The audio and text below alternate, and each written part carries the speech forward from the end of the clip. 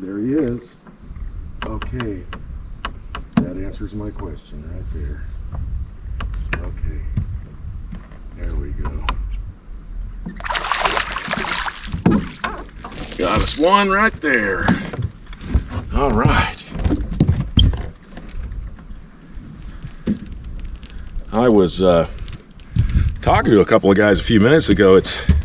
I got out here really late, like I don't know, I think it was like 11 o'clock. Pretty little bass, and they said the bite was really good this morning, but it's been slow, and they're right, don't have much wind, but I need to cover water, so I'm throwing this this crankbait. This is that rock crawler in a white color, so I'm just going to cover water and see if I can get any more. Hey everybody, it's Dalton. I'm out here at Santa Margarita, wrapping things up. I'll be fishing out here probably next 3 or 4 times, and I just want to come out here, take advantage of maybe some of the fall out here. And I heard this morning they were chasing bait really good. I missed out on that because I got out to the lake so late today and just fished later in the afternoon, and I did all right.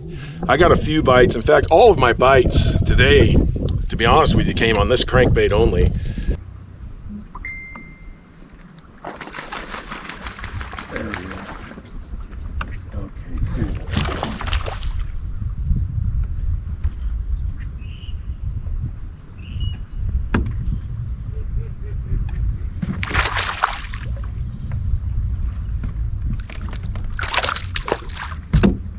There we go. Here's another one.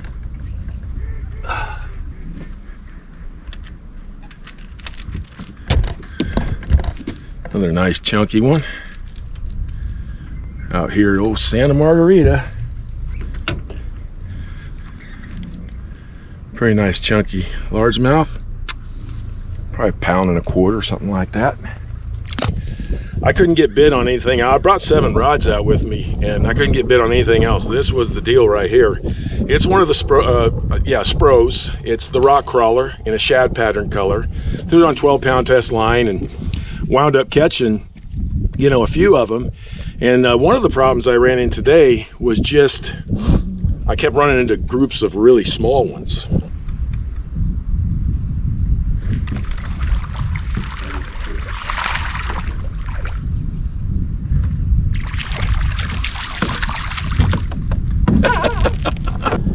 So what I want to talk to you about, a couple of things. Lake Nacimiento is in the turnover right now. The turnover is kind of weird. I can't say I understand it, I just know it happens.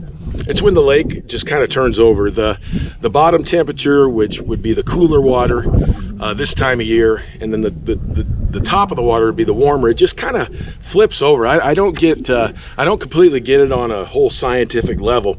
The one thing I do get is it affects the fishing. A lot of the really small ones will be active in bite, but some of the bigger spots out there, they get pretty stingy. And this usually lasts a couple of weeks, so I'm figuring by the middle of October, I should be doing pretty good out there.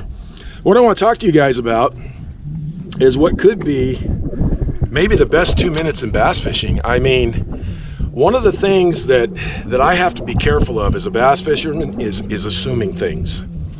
So when I buy a bait, and I'm going to go ahead and show you this one, because I just bought this the other day. This is a Kitech little football head, okay? It's tungsten. It's got a little weed guard on it. And this is a little, oh, let me grab that bag. This is a little Rage tail. It's called a Rage Ned Craw, okay? And I bought it for this jig head, 1/4 ounce. And I didn't catch anything on it today. That's not the point. The point is, when I buy a new bait, or I'm dealing with any type of a new, even a crankbait or a worm or some type of a craw like this, let me encourage you, especially if you're newer to this sport, you don't have to have a boat to do this, but what I like to do is when I launch my boat, I grab my rod and I go to the shallow end of that launch ramp where it's going to be good and clear, and there's typically going to be concrete there. And what I do is, like this morning, I took this bait and I just simply tossed it out there so I could watch it, and like 4 or 5 different retrieves that I came up with for that bait, whether I hopped it, dragged it and hopped it, swam it. I did get a bite on it from a little bitty one. I didn't get him in, but I got a bite from a little bitty one just swimming that thing. And what does it look like when it falls? I want to know everything that bait is doing. Reason for this is that bass fishing is about confidence. Bass fishing gets real mental sometimes if you do it a lot. I remember one time watching Mike Acanelli. He threw a fit and broke his rod on the side of his boat, kind of like the golfer that takes the golf club and, and breaks it because he's mad he didn't get a shot. And that's the mental side of it. It can be really frustrating. One of the things that helps, or at least helps me, is knowing what my bait's doing. If I know what my bait's doing on every retrieve that I work that bait with, it gives me confidence that I know what it looks like. Most everything we do in bass fishing is presentation. We're taking something fake, trying to make it look real. So it's all about presentation. So I want to make sure that the way I present that bait, I'm making it look as real as I possibly can.